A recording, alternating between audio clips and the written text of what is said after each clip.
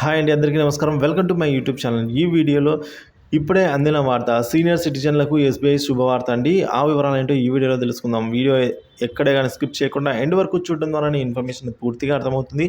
Video నచ్చినట్లయితే ఒక like చేయండి. ఇంకా సబ్స్క్రైబ్ అవునట్లయితే మన ఛానల్ని సబ్స్క్రైబ్ చేసుకోవడం ద్వారా నేను చేసే ప్రతి ఒక్క అప్డేట్ న్యూస్ మీ వరకు అయితే రీచ్ అవుతుంది. ఆలస్యం చేయకుండా వివరాలకి అయితే వెళ్ళిపోదాం.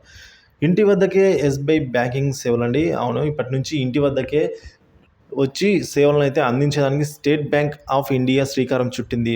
మొబైల్ హ్యాండిల్డ్ పరికరాల ద్వారా అన్ని రకాల బ్యాంకింగ్ సేవలను అందించనుంది. సో మొబైల్ హ్యాండిలింగ్ అంటే ఒక మనిషి ట్రాన్స్ఫర్ అంటే పోర్టబుల్ బ్యాంకింగ్ అనుకోవచ్చండి. సో ఇంటి వద్దకే వచ్చి అయితే ఎటువంటి ట్రాన్స్ఫర్ అయినా చేస్తారు, అంటే బ్యాంక్ వరకు వెళ్లకుండా.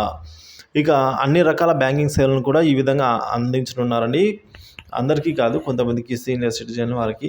సో ఆర్థిక సేవలను అందించే లక్ష్యంతో మరింత మంది వినియోగదారులకు చేరువ అయ్యేందుకే ఈ మొబైల్ బ్యాంకింగ్ తోడ్పడుతుందనేది ఎస్బీఐ చైర్మన్ దినేష్ ఖారా గారు అయితే తెలిపారు. సో ఈ సేవలను ప్రారంభించిన నేపథ్యంలో ఆయన మాట్లాడుతూ, ఆరోగ్య సమస్యలు ఉన్న వారికి, వయోవృద్ధులకు బ్యాంకింగ్ సేవలను వారి ఇంటి వద్దకే వచ్చి అందించేందుకు ఈ క్రొత్త ఆవిష్కరణ తోడ్పడుతుంది అని అన్నారు.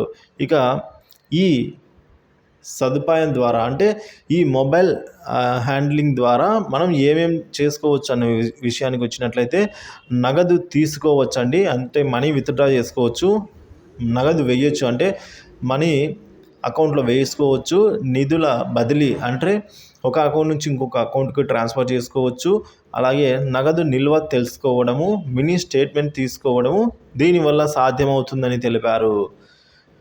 సో బ్యాంకు శాఖలో లభించే సేవల్లో దాదాపుగా 75% మొబైల్ హ్యాండిల్డ్ పరికరాల ద్వారా సాధ్యమవుతుందన్నారు. సామాజిక భద్రతా పథకాలకు సంబంధించిన ఖాతాలను ప్రారంభించడం, కార్డు ఆధారిత సేవలను త్వరలోనే ఈ విధానంలోనూ అందుబాటులోకి తీసుకొని వచ్చే ప్రయత్నాలలో ఎస్బీఐ ఉంది. సో ఇదే విధానంలో మిగతా 100% అన్ని బ్యాంకుకి వెళ్తే ఏ పనులు మనం చేసుకోగలుగుతాం, మొత్తం అన్నీ కూడా సామాజిక భద్రతా పథకాలను, సో అలాగే ఖాతాను ప్రారంభించడం, అంటే కొత్త అకౌంట్ ఓపెన్ చేయడము, అలాగే కార్డు ఆధారిత సేవలను, అంటే ఏటీఎం కార్డు ఉంటుంది, దానికి సంబంధించిన సేవలు మొత్తం అన్నీ కూడా బ్యాంకులో ఏవైతే అవసరమవుతాయో సో ఆ పనులన్నీ ఇక్కడ కూడా అమలు అయ్యేలా అయితే తీసుకుని వస్తామని అయితే అంటున్నారు. మరి చూడాలి, ప్రస్తుతానికైతే 75% వరకు ఈ మొబైల్ హ్యాండ్లింగ్ పరికరాల ద్వారానే, అంటే మీ ఇంటి వద్దకి ఎస్బీఐ బ్యాంక్ వచ్చేసి సో ఈ విధంగా అయితే మీరు కావాల్సిన ట్రాన్సాక్షన్స్ అయితే చేసిస్తారు. సో దీనికి తగ్గట్టుగా కొన్ని ఛార్జెస్ అయితే ఉంటాయండి. సో అవైతే తెలియాల్సి ఉంది.